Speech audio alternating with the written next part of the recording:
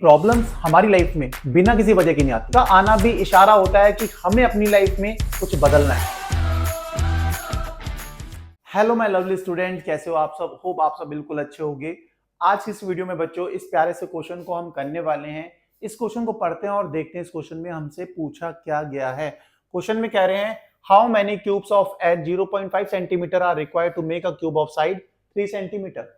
3 centimetre side के एक cube को बनाने के लिए कितने छोटे छोटे क्यूब्स की रिक्वायरमेंट होगी जिनका एज 0.5 सेंटीमीटर हो, यह आपको बताना है। इस बात को हम कैसे समझेंगे कि कितने छोटे छोटे क्यूब्स से मिलकर हमारा बड़ा वाला क्यूब बना है जिसका एज 3 सेंटीमीटर हो, ये कैसे समझ पाएंगे? इसको समझने के लिए मैंने फिगर बना रखा है। ये बड़ा वाला क्यूब है, इसका साइड 3 सेंटीमीटर है।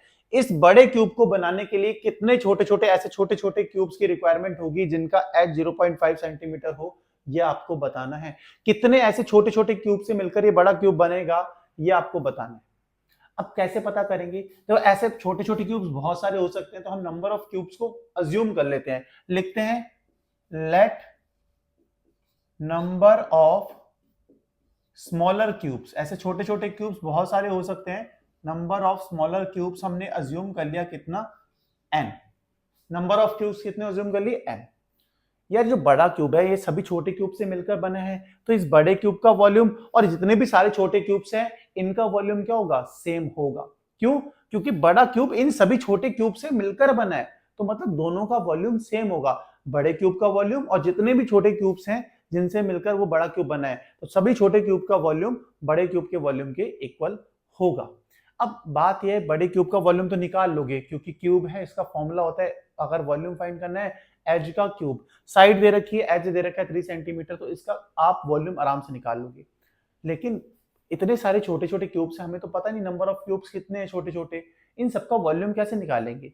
भाई पहले एक क्यूब का वॉल्यूम निकालो, उसे नंबर ऑफ क्यूब से मल्टीप्लाई कर दो, तो सारे छोटे छोटे क्यूब्स का वॉल्यूम आ जाएगा। इसे एग्जांपल से बताता हूं।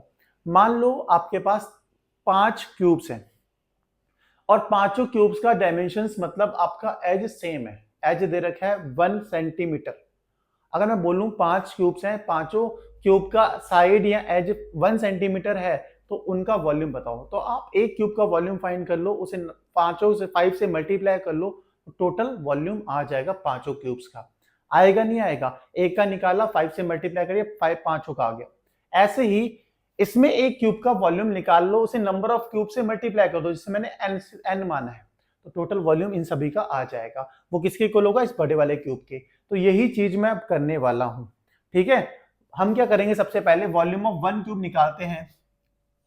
Volume of 1 smaller cube, 1 small cube into एक क्यूब का वॉल्यूम निकाला। ऐसे बहुत सारे क्यूब्स हैं छोटे छोटे, तो नंबर ऑफ क्यूब्स हमसे मल्टीप्लाई करा, नंबर ऑफ स्मॉलर क्यूब्स।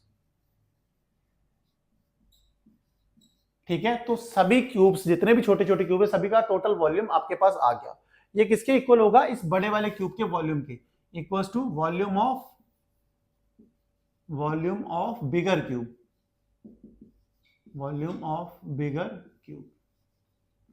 सही बात होगी? आप होगी बिल्कुल, इतनी सी बात तो सही होगी। अब वॉल्यूम ऑफ 1 क्यूब कैसे निकालेंगे? 1 स्मॉल क्यूब का वॉल्यूम, देखो एज दे रखा है 0.5 सेंटीमीटर, तो वॉल्यूम क्या हो जाता है? एज का क्यूब 0.5 का cube into number of smaller cube कितने अज्यूम कर रखे हैं? n equals to volume of bigger cube निकालना है। क्या एज दे रखा है? साइड क्या है? 3 सेंटीमीटर, तो 3 का क्यूब। होगी इतनी सी बात समझ के? आप होगे बिल्कुल, इतनी सी बात समझ आ गई कि बड़ा क्यूब इन सभी छोटे क्यूब से मिलकर बना है, तो दोनों का वॉल्यूम सेम होगा। बड़े क्यूब का वॉल्यूम आ गया 3 का क्यूब करके, एज का क्यूब करके। छोटे क्यूब्स का वॉल्यूम कैसे फाइंड करेंगे? नंबर ऑफ क्यूब्स को मल्टीप्लाई कर दो वॉल्यूम ऑफ 1 क्यूब से। आपने कहा बिल्कुल सही बात, इतनी सी बात तो हम समझ गए। अगर इतना समझ गए तो अब आराम से आप कर लोगे। 0.5 है तो इसको ऐसे देखो, 0.5 है ना, तो पहले पॉइंट को हटाओ। पॉइंट को कैसे हटाते हैं? 0.5 है, n से न्यूमरेटर में मल्टीप्लाई करा और डिनोमिनेटर में मल्टीप्लाई करा अपनी तरफ से। मैं खाली पॉइंट्स हटाने के लिए ऐसा कर रहा हूं ताकि पॉइंट हट जाए। पॉइंट कैसे हट सकता है? मैं न्यूमरेटर और डिनोमिनेटर में 10 से अपनी तरफ से मल्टीप्लाई कर दूं इंटू n। 3 का क्यूब होता है 27।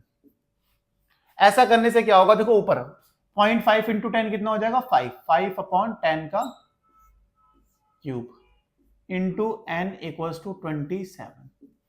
सही है, आप कहोगे इतनी सी बात सही है, बिल्कुल सही है। ये थोड़ा डार्क कर लेते हैं 27 को, सही। अब देखो 5 1 जा 5, 5 2 जा 10, तो कितना आ गया आपके पास 1/2 का cube into n equals to 27। अब 1/2 का क्यूब है, 1 का क्यूब कितना होता है 1 होता है, 2 का क्यूब कितना होता है 8, 1/8 इंटू n इक्वल्स टू 27। सही होगी बात। n इधर ही रहने दो, इस 8 को उधर भेजो, तो 8 इधर डिवाइड में उधर क्या होगा मल्टीप्लाई में, 27 इंटू 8। सही हो गया, आपको बिल्कुल सही हो गया। n की वैल्यू कितनी आ जाएगी, मल्टीप्लाई करो, 8 7 जा 56, 6 5 कैरी, 8 16, 16 और 5 16 और 5 कितना होता है 21। तो कितने नंबर ऑफ क्यूब्स आ गए स्मॉलर क्यूब्स 216। 216 ऐसे छोटे छोटे क्यूब से मिलकर ये बड़ा क्यूब बना है जिसका एज 3 सेंटीमीटर होगा। नंबर ऑफ क्यूब्स कितने हैं 216, 216।